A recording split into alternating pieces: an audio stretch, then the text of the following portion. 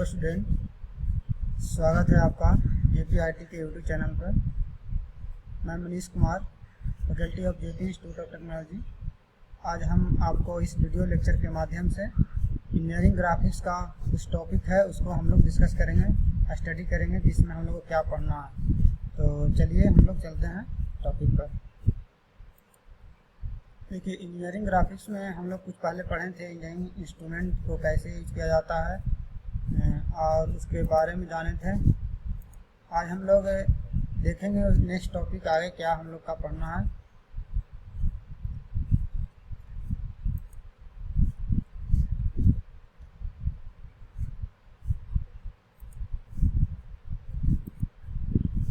देखिए, सबसे पहले हम लोग को लेंथ कन्वर्जन पढ़ना है कि लेंथ जो कन्वर्जन होता है उसके बारे में जानना है कि कितना सेंटीमीटर में कितना मिलीमीटर होता है, कितने मिलीमीटर मिलकर 1 मीटर का लेंथ होता है, कितने मीटर के इक्वल 1 सेंटीमीटर होते हैं। जो भी लेंथ है, लेंथ कन्वर्जन, उसको हम लोग को याद रखना है। इस इंजीनियरिंग ग्राफिक्स के टॉपिक में जब हम लोग स्केलिंग करेंगे या फिर डायमेंशनिंग करेंगे तो इस यूनिट को हम लोग को ज़रूरत पड़ता है।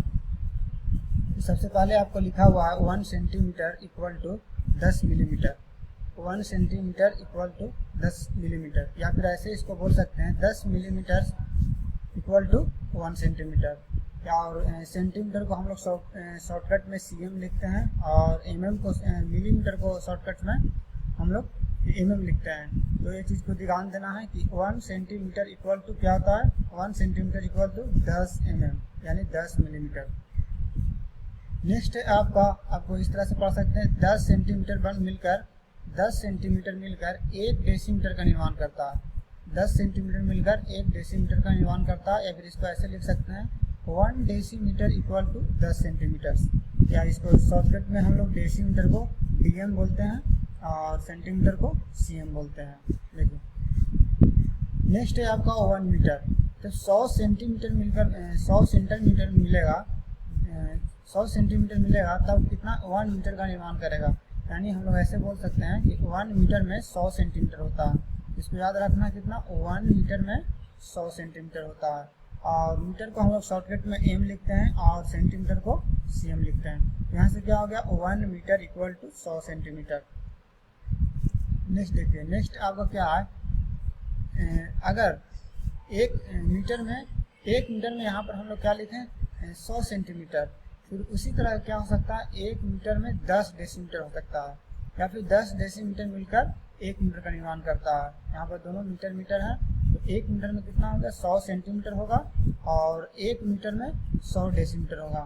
मीटर को हम लोग को पता है कि मीटर को शॉर्टकट में m लिखते हैं और डेसीमीटर को शॉर्टकट में dm लिखते हैं। चलिए नेक्स्ट देखते हैं। नेक्स्ट है आपका 1 किलोमीटर में, हम लोग किलोमीटर के बारे में ज़्यादा जानते हैं। किलोमीटर 1 किलोमीटर में 1 किलोमीटर में 100 मीटर्स होते हैं। यानी 100 मीटर्स को जब हम काउंट करेंगे तो 1 मीटर के इक्वल होगा, 1 किलोमीटर के इक्वल होगा। 100 मीटर को हम लोग मेजर करेंगे, 1 मीटर को मेजर करें, 1 किलोमीटर को मेजर करेंगे तो कितने 1000 मीटर्स के इक्वल होगा। और किलोमीटर के हम लोग शॉर्टकट में क्या लिखते हैं, km लिखते हैं। km equal two kilometre. Shortcut में किलोमीटर को हम लोग km लिखते हैं और मीटर को metre.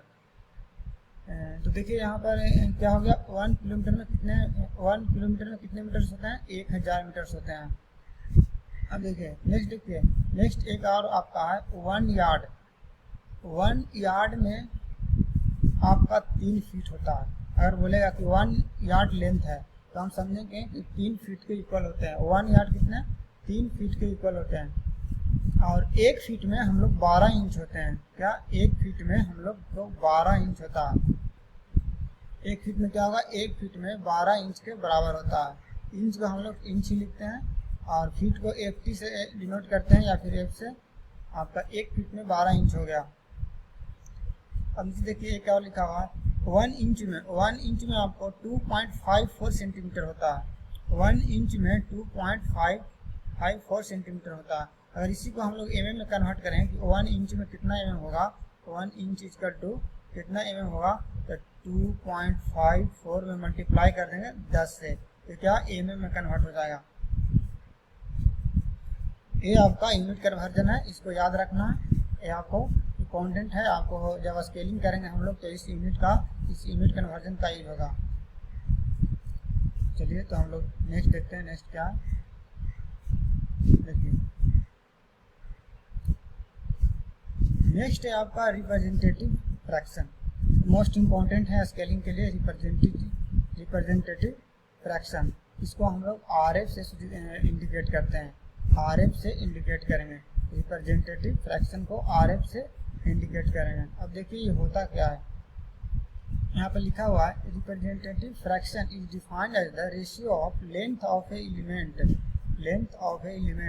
Of the object in the drawing to the corresponding actual length of the corresponding element of the object itself। देखिए यहाँ से कुछ नहीं समझ में आया होगा क्या बोल रहा। RF क्या होता है, देखिए सपोज दैट हमें कोई बिल्डिंग का ड्राइंग करना है, सपोज दैट किसी बिल्डिंग का ड्राइंग करना है या किसी मशीन का ड्राइंग करना है, तो उसका एक्चुअल कुछ लेंथ होगा। समझते हैं कि एक्चुअल कुछ लेंथ होगा। एक्चुअल लेंथ मान लेते हैं कि ये कोई बिल्डिंग है, उसका हाइट दिया हुआ है 100 मीटर। हाइट दिया हुआ कितना, 100 मीटर। एक बिल्डिंग है, उसका हाइट दिया हुआ है 100 मीटर। अब ये बताइए कि आप 100 मीटर के क्या ड्राइंग शीट पर आप बना सकते हैं? एक छोटा सा ड्राइंग शीट पर आप 100 मीटर लेंथ को उतार सकते हैं? नहीं उतार सकते हैं। तो एक तो उसका एक्चुअल लेंथ हो गया उस बिल्डिंग का हाइट का। अब देखिए नीचे ऊपर लिखा हुआ length of the object in the drawing, यहाँ पर लिख सकते हैं ड्राइंग शीट है या फिर ड्राइंग, ठीक है, ड्राइंग शीट। अब ऊपर में क्या लेंगे, जो लेंथ हमको ड्राइंग शीट पर ड्रॉ करना है। तो एक्चुअल लेंथ हम लोग ड्रॉ नहीं कर पाते हैं। अगर बहुत बड़ी लेंथ की बिल्डिंग हो गया तो उस चीज़ को हम लोग एक्चुअल लेंथ नहीं ड्रॉ कर पाते हैं। तो ऊपर में क्या चला जाएगा, वह लेंथ जो हम लोग ड्राइंग शीट पर ड्रॉ करेंगे। क्या करेंगे, ड्राइंग शीट पर जो लेंथ ड्रॉ करेंगे ऊपर में चला जाएगा। तो उसी लिखा हुआ length of object in the drawing sheet, यानी ऑब्जेक्ट का वह लेंथ जो हम लोग ड्राइंग शीट पर ड्रॉ करने वाले हैं। नीचे लिखा हुआ है actual length of the object, मतलब वह वस्तु जिसका एक्चुअल लेंथ है। एक्चुअल लेंथ कितना था, 100 मीटर। तो हम लोग 100 मीटर को नहीं ड्राइंग शीट पर उतार सकते हैं। तो इसको कन्वर्ट करेंगे, मान लेंगे कि 1 मीटर इक्वल टू 1 सेंटीमीटर। तो ए आपका हो गया एक्चुअल लेंथ और ए हो गया आपका, जैसे किसी में मान लिए किसी में ड्राइंग करना है हमें, तो मान लिए कि 1 मीटर इक्वल टू 1 सेंटीमीटर। देखिए 1 मीटर क्या हो गया आपका, 1 मीटर आपका हो गया एक्चुअल लेंथ और 1 सेंटीमीटर क्या हो गया, length of object in the drawing sheet, मतलब ऑब्जेक्ट का वह लेंथ जो हम लोग ड्राइंग शीट पर ड्रॉ करने वाले हैं। तो अगर इस लेंथ से हम लोग RF निकालें तो RF क्या हो गया, देखिए RF क्या हो गया, ऊपर में क्या जाएगा, length of object in the drawing sheet. तो ड्राइंग शीट पर हम लोग 1 सेंटीमीटर ड्रॉ करने वाले हैं। नीचे में क्या चला जाएगा, एक्चुअल लेंथ कितना, 1 मीटर। अब देखिए दोनों का यूनिट सेम नहीं है, तो हम लोग यूनिट सेम करेंगे। यूनिट सेम कैसे करेंगे, 1 मीटर बराबर, अभी हम लोग पढ़े यूनिट कन्वर्जन में 1 मीटर बराबर कितना सेंटीमीटर होता है, तो 1 मीटर बराबर 100 सेंटीमीटर होता है। यहाँ ऊपर तो सेंटीमीटर आ गया और नीचे क्या हो गया, 100 सेंटीमीटर। तो आपका सेंटीमीटर से सेंटीमीटर कट गया, तो यहाँ से RF कितना निकल के आ गया, RF निकल के आ गया 1/100। अब देखिए यहाँ पर क्या है, इस बात को ध्यान देना है कि दोनों लेंथ को यूनिट का हमको सेम करना होता है। जैसे ऊपर में सेंटीमीटर है और नीचे में मीटर है, तो इस बात को ध्यान देना कि दोनों यूनिट को हम लोग सेम कर देंगे, या फिर सेंटीमीटर को मीटर में कन्वर्ट कर देंगे, या फिर मीटर को सेंटीमीटर में कन्वर्ट कर देंगे, या फिर सेंटीमीटर को मीटर में कन्वर्ट कर देंगे। तो यहाँ से क्या पता लगा, RF जो होता है डायमेंशन लेस वैल्यू होता है, यानी इसका कोई यूनिट नहीं होगा, क्योंकि ऊपर में भी सेम यूनिट आएगा, नीचे में भी सेम यूनिट आएगा। तो इसलिए RF आपका डायमेंशन लेस या फिर यूनिट लेस वैल्यू होते हैं। तो यहाँ से हम लोग समझ में आ रहे RF क्या होता है, length of the object in the drawing sheet to the actual length of the object. Object का मतलब हो गया वह वस्तु जिसका हम लोग ड्राइंग करने जा रहे हैं। चलिए हम लोग नेक्स्ट देखते हैं। अब देखिए एक यहाँ पर क्वेश्चन है, कह रहा है कि if 5 centimetre long line in the drawing represent 3 kilometre. देखिए आगे आपको नहीं पढ़ना, अगर आरएफ निकालना है तो आगे हम लोग को नहीं पढ़ना। क्या कह रहा है, 5 सेंटीमीटर रिप्रेजेंट कर रहा है 3 किलोमीटर को। देखिए यहाँ पर लिख रहे हैं 5 सेंटीमीटर रिप्रेजेंट कितना का 3 किलोमीटर को रिप्रेजेंट कर रहा है, यानी क्या हो गया 3 किलोमीटर इक्वल टू 5 सेंटीमीटर। तो इसको हम लोग कैसे निकालेंगे आरएफ देखिए कैसे निकाला। हम लोग क्या कहे थे कि जिस लेंथ में, जिस रेशियो में हम लोग को ड्राइंग शीट पर ड्रॉ करना है उसको ऊपर में लेंगे और नीचे में लेंगे उसका एक्चुअल लेंथ। तो एक्चुअल लेंथ में क्या 3 किलोमीटर है। अब देखिए आरएफ हो गया, आरएफ इक्वल टू, देखिए ऊपर में क्या लेंगे 5 सेंटीमीटर, 5 सेंटीमीटर। नीचे में क्या लेंगे, नीचे में आपका हो जाएगा 3 किलोमीटर, 3 किलोमीटर। अब हम लोग बोले थे कि जो आरएफ होता है रिप्रेजेंटेटिव फ्रैक्शन होता है वो यूनिट लेस होता है। तो यूनिट लेस कब होगा, ऊपर और नीचे दोनों का यूनिट सेम करेंगे। चलिए दोनों का यूनिट सेम करते हैं। 5 सेंटीमीटर हो गया। अब देखिए 1 किलो में कितना मीटर होता है, 1 किलो में आपको पता होगा 1000 मीटर होता है। 1 किलोमीटर कितना होता है, 1000 किलोमीटर होता है। तो अगर इसमें 1000 से मल्टीप्लाई करेंगे तो यह क्या होगा, मीटर में कन्वर्ट हो गया। लेकिन फिर भी ऊपर और नीचे यूनिट आपका सेम नहीं हुआ है। तो इसके लिए क्या करेंगे, फिर हम लोग मीटर को सेंटीमीटर में कन्वर्ट करेंगे। चलिए देखिए तो ऊपर हो गया 5 सेंटीमीटर, नीचे क्या हो गया, नीचे आपका हो गया 3 गुने 1000 गुने 100। ये मीटर को हम लोग सेंटीमीटर में कन्वर्ट करेंगे तो क्या करेंगे 100 से मल्टीप्लाई कर देंगे तो 100 सेंटीमीटर। अब देखिए अब सेंटीमीटर से सेंटीमीटर कट रिड्यूस हो गया। अब क्या करेंगे 5 से इसको 20 टाइम्स रिड्यूस कर देंगे। तो इसको जब कैलकुलेशन कीजिए आपको करिएगा आपको तो ये आपका आ जाएगा 1/640। ये आपका आरएफ का वैल्यू निकल के आ गया। तो हम लोग समझ गए कि आरएफ कैसे निकालना है हम लोग का। ये आपका कैलकुलेशन ऊपर में किया हुआ है, आप यहाँ से समझ सकते हैं इस कैलकुलेशन को।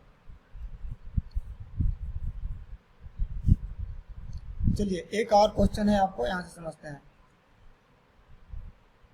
एक क्वेश्चन आ गया, देखिए कहता है if A gear with 15 centimetre diameter. एक गियर है, गियर क्या होता है, गियर घड़ी के सुई वाले घड़ी होते हैं उसमें लगे हुए रहते हैं गियर, उसमें छोटे छोटे गियर और पिनियन लगे हुए रहते हैं। तो वही बोल रहा है if A gear with 15 centimetre diameter.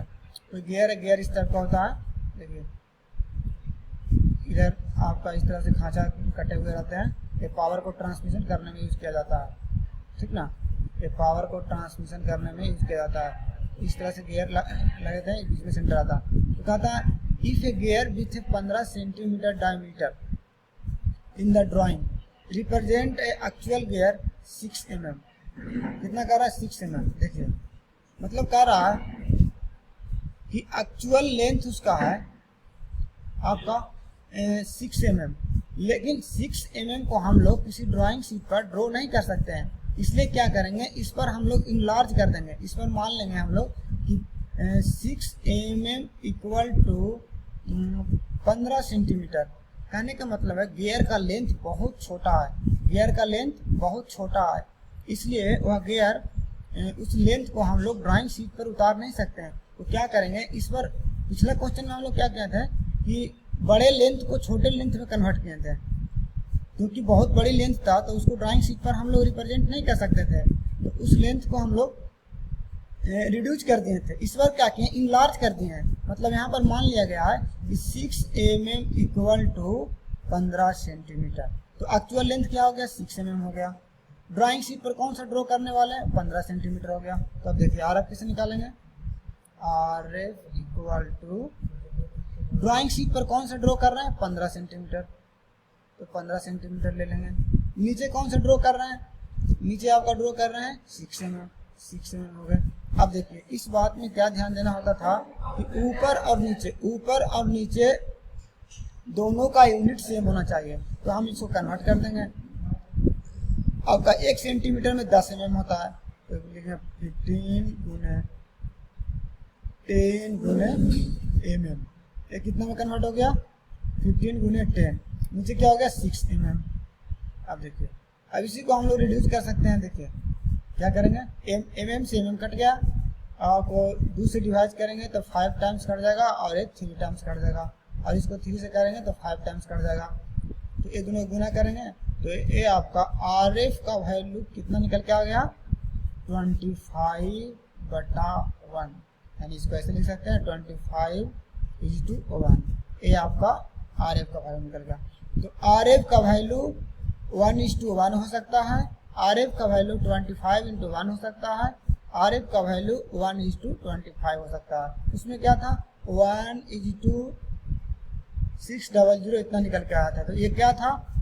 1 से छोटा था, 1 से छोटा हो गया तो रिड्यूसिंग स्केल हो गया, 1 से बड़ा हो गया तो आपका इन लार्ज स्केल हो गया, अगर 1 के बराबर हो गया तो फुल स्केल हो गया। तो इस लेक्चर को हम लोग यहीं पर कंप्लीट करेंगे।